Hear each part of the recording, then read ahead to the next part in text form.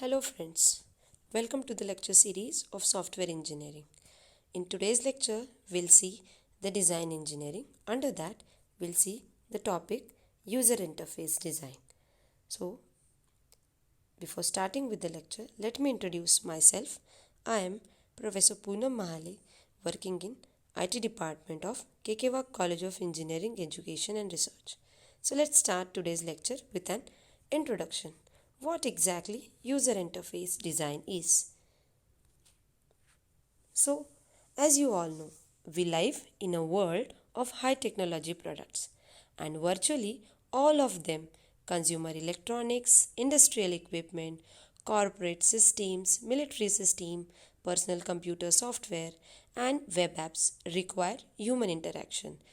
So, any system in which we are using requires human interaction. So, if a product is to be successful, it must exhibit good usability, a qualitative measure of the ease and efficiency. So, if product is to be successful, it must exhibit good usability, and the usability is nothing but a qualitative measure of ease of efficiency, use of efficiency. So, what exactly user interface design is? User interface design creates an effective communication medium between human and computer. Then, who does it? A software engineer designs the user interface by applying an iterative process that draws and predefined design principle. User interface is the front-end application view to which user interacts in order to use the software. It is the first layer with which user can interact. User can manipulate and control the software as well as hardware with the help of user interface.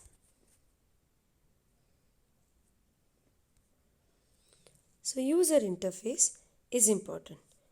Why it is important? If software is difficult to use, if it forces you into mistakes, or if it frustrates you, if it frustrates your efforts, then you won't like it. The interface has to be right because it molds a user perception of the software. So user interface design, the software becomes more popular if user interface is attractive. As we all are using many softwares and the interface or design of software is attractive, then we like to use that software. As well as if that interface is simple to use. That means if with the help of that interface we can navigate to one page to another, we can easily use that interface, then user likes that interface. Responsive in short time. If particular software or particular interface takes a long or large time for a particular action, for resulting particular action, then we won't like it. And if the interface gives a response in a quick time, then we always like that interface. So, responsive in short time. Clear to understand. The interface should be self-explanatory, consistent all interfacing screens. It's always expected the interface screen should be consistent. Then user definitely like that interface.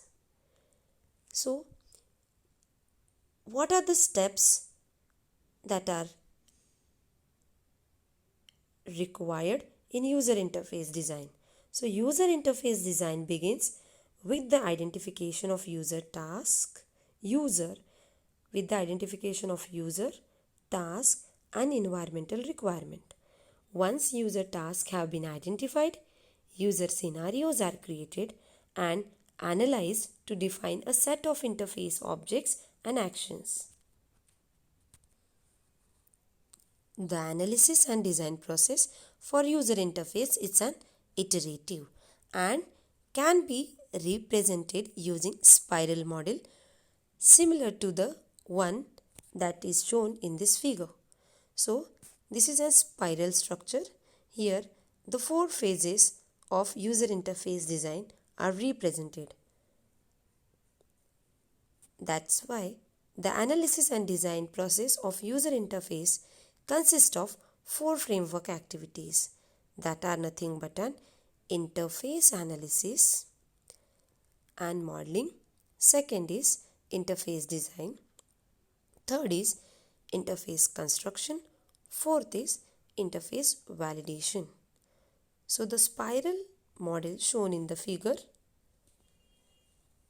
implies that each of these tasks will occur more than once. That means these are repetitive. One phase, then phase 2, phase 3, phase 4. Again it will go into phase 1, phase 2, phase 3, phase 4. Again the process is repeated, and that's why this process is it's an iterative process. So the task will occur more than once, with each pass around the spiral representing additional elaboration of requirements. Interface analysis, that is the first step, user task environmental analysis, that is phase 1, and the first framework activity. Interface analysis focuses on the profile of the users who will interact with the system. So here we identify the user, the tasks that are performed by the user, and the environmental analysis is carried out.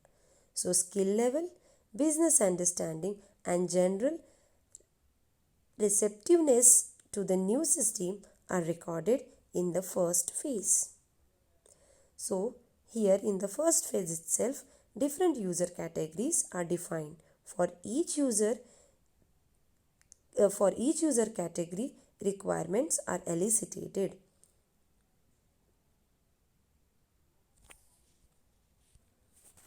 Once general requirements have been defined, a more detailed task analysis is conducted. Those tasks that the user performs to accomplish the goals of the system are identified, described, and elaborated. The task analysis is discussed. The task of each user is identified. Analysis of the user environments focuses on physical work environment. So for identification of this, certain questions can be asked. Where will the interface be located physically? Will the user be sitting, standing, or performing other tasks unrelated to the interface? Does the interface hardware accommodate space? Are there special human factors consideration driven by environmental factors? Certain questions can be asked. The information gathered as a part of analysis action is used to create an analysis model for interface design. So in interface analysis, the task and user categories are identified.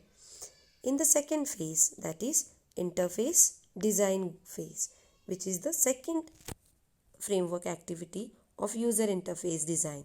So in this activity, the goal of interface design is to define a set of interface objects and actions that enable a user to perform all defined tasks in a manner that meets every usability goal defined for the system. Then third phase is nothing but an interface construction, which is also called as an implementation.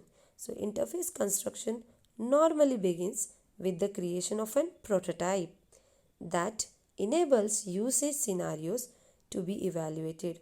So as an iterative design process continues, a user interface toolkit may be used to complete the construction of the interface. So in implementation, we create an prototype. In the implementation or construction phase, a prototype design is carried out. Then last stage or last framework activity is nothing but an interface validation. Interface validation focuses on the ability of the interface to implement every user task correctly. So whatever task you are going to define here, that task is implemented correctly or not, or that task is performed correctly or not. Validation of that is nothing but an interface validation. So to accommodate all task variations and to achieve all general user requirements, the degree to which the interface is easy to use and easy to learn, that is the major consideration of interface validation. Then interface validation also focuses on the user acceptance of interface as a useful tool in the work, whether user is accepting that interface or whether user is considering that interface as a useful tool or not. Validation of this is carried out in the fourth phase, that is interface validation. So this is user interface design. Now we'll see the golden rules of user interface design. So why the golden rules? Basically, technologists studied human interaction in two dominant issues arose. So first, a set of golden rules were identified. So why golden rules? These rules were required, or these applied to all human interaction with technology products. So we need to consider an interaction mechanism as well as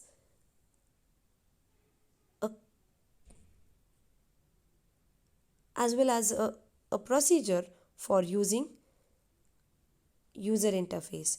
So technologists suggested two main issues: a golden rules and interaction mechanisms were defined to enable software designer to build systems that properly implement the golden rules.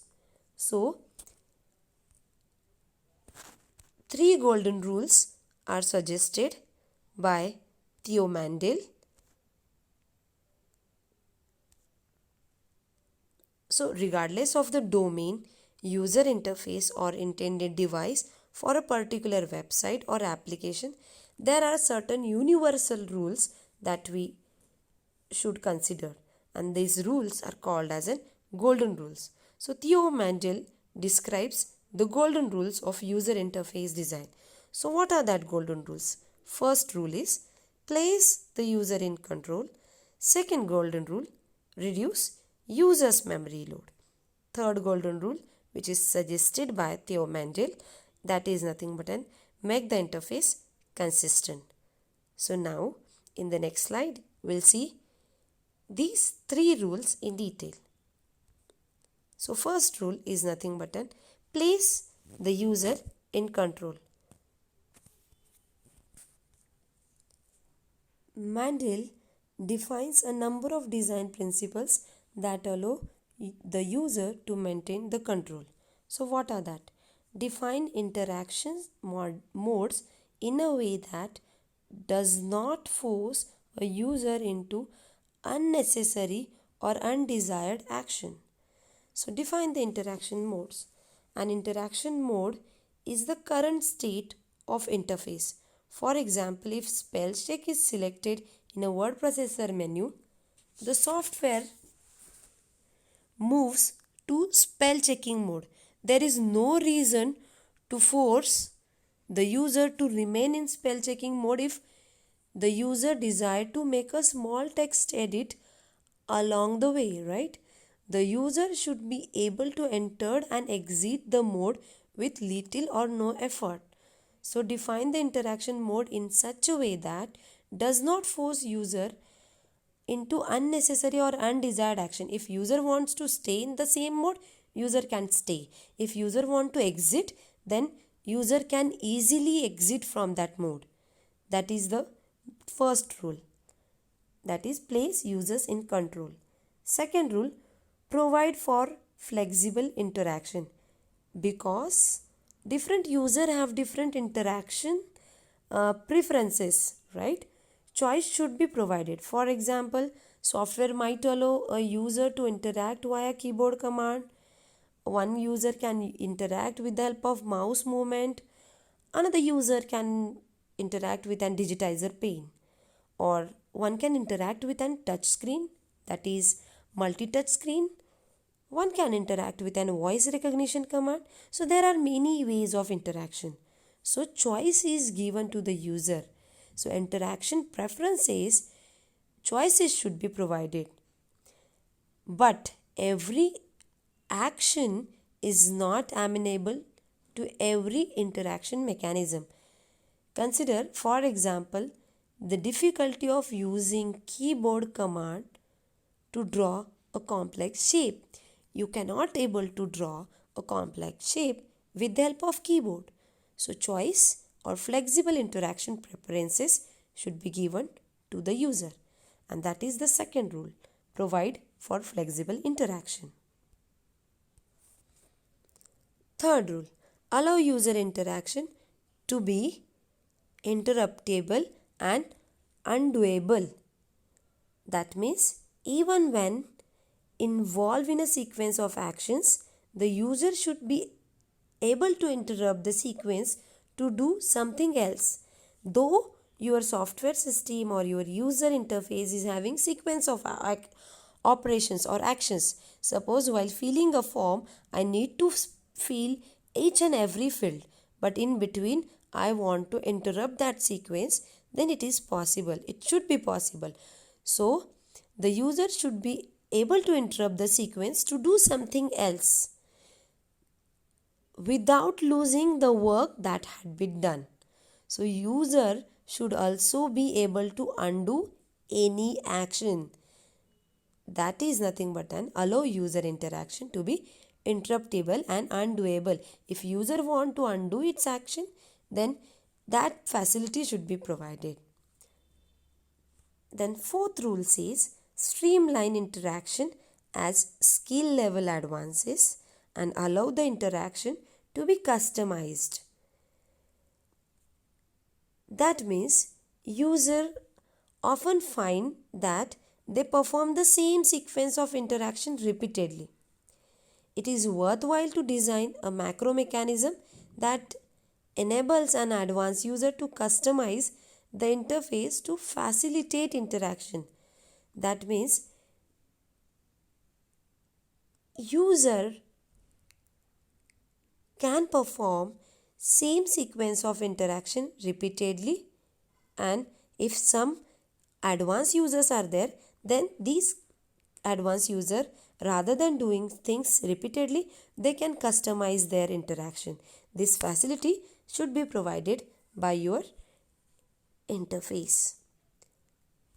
Fourth rule of place user in control says that hide technical internals from users or from casual users. So the user interface should move the user into the virtual world of application. The user should not be aware of the operating system, file management function, or other computing technology, right?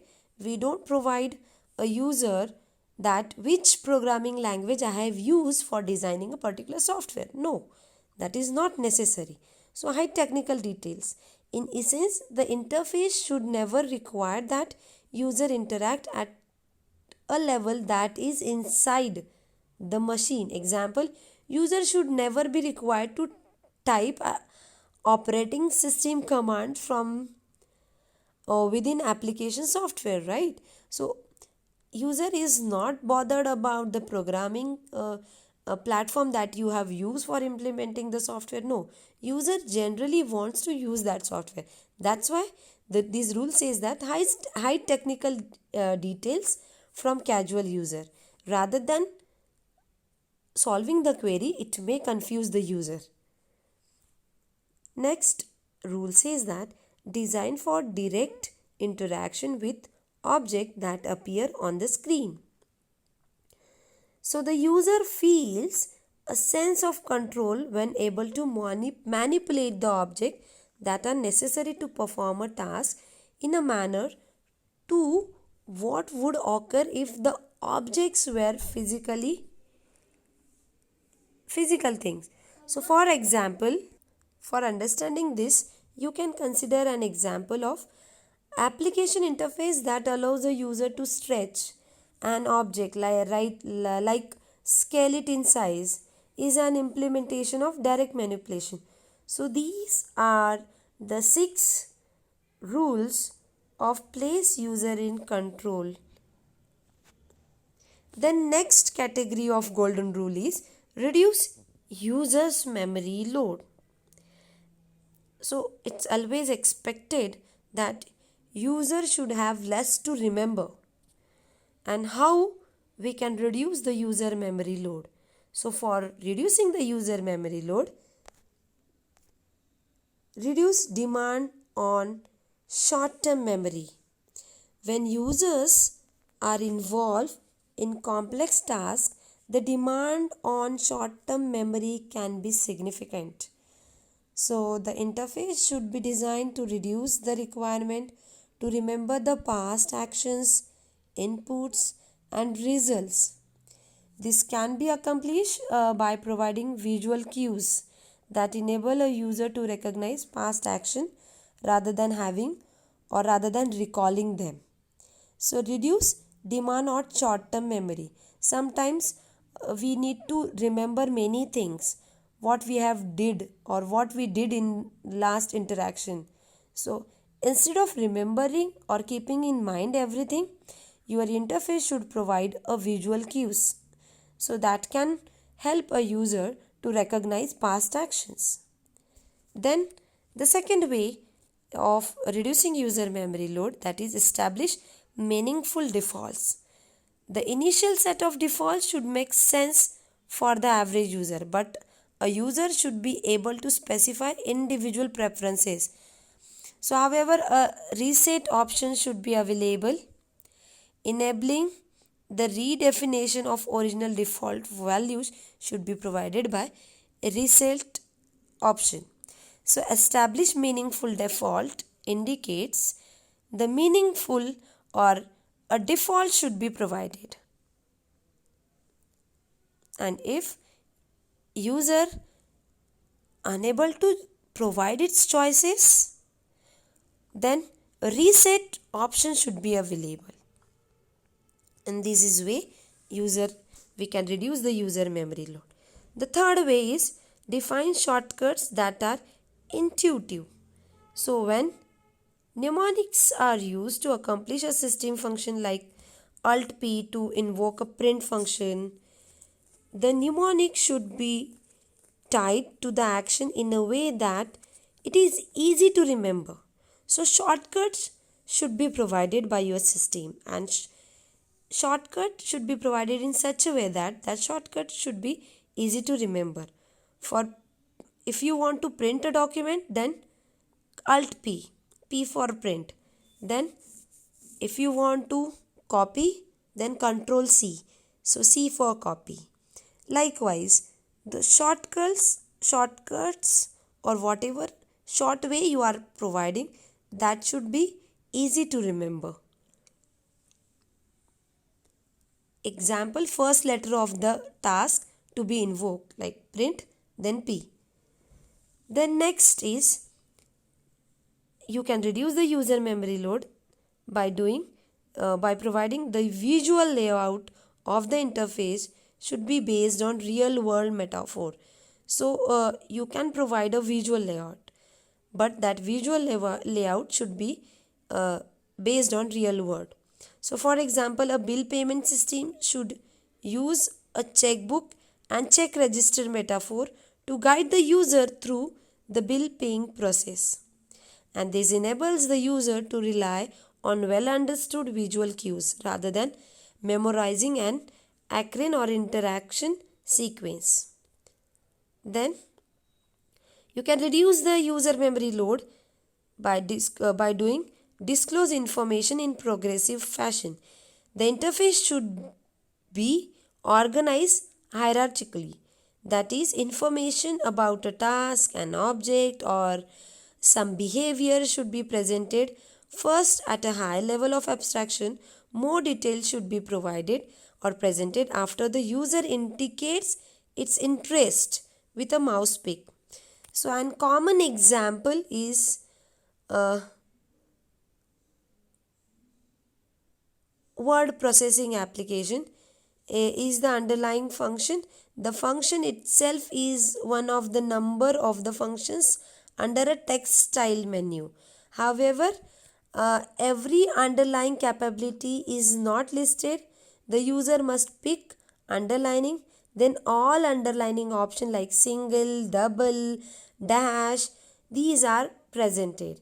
If user selects that particular, so information is provided in progressive manner. If user selects underline, then underline options will be provided to the user. Progressive of particular action information is provided, and this is way we can reduce the user memory load. So there are 5 rules that you can use for reducing user memory load. Then the third golden rule of Mendel is make the interface consistent. How we can make the interface consistent? So for that, the rules are provided by Mendel. Like before that, why we require an interface consistent?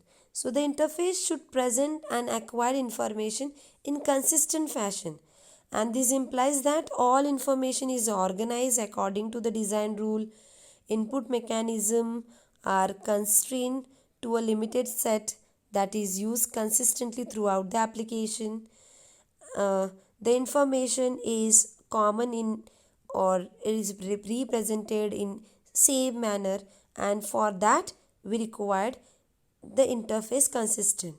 So Mendel suggested or defines a set of design principles that help make the interface consistent. So first is allow the user to put the current task into meaningful context. So many interface implements a complex layer of interactions with dozens of screen images. It is important to provide indicators, example window titles, graphical icons, consistent color coding. This should be provided, and that enables the user to know the context of work at hand. In addition, the user should be able to determine where he has come from and what alternative exists for a transition to a new task. So allow the user to put the current task into meaningful context. Then second rule, maintain consistency across a family of application. So if you are having a family of application, consider an example of Microsoft Office. So Microsoft Office is having Microsoft Word, Microsoft PowerPoint, then Excel. So consistency across a family of applications. So they are having a family of application like PowerPoint, Word and Excel. So consistency is provided with the help of same menu you can able to see in each of the application. Same file in the inside the file you can able to see a new, save as. These tabs are similar in each and every application. A set of applications or products should a set of applications should all implement the same design rules so that consistency is maintained for all interaction. That is the second rule. Third rule, if past interactive models have created user expectations, do not make changes unless there is compelling reason to do so. Once a particular interactive sequence have become a de facto standard, example the use of Alt S to save, example you can consider Control C for copy, then Control S for save, or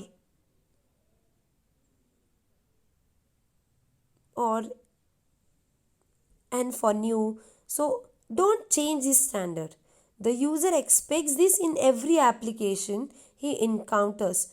A change will cause a confusion with the user. So these are the things that you can consider for making the user interface or make the interface consistent. So these are the 3 things that are suggested by Mendel. So in today's lecture, we have learned the user interface design.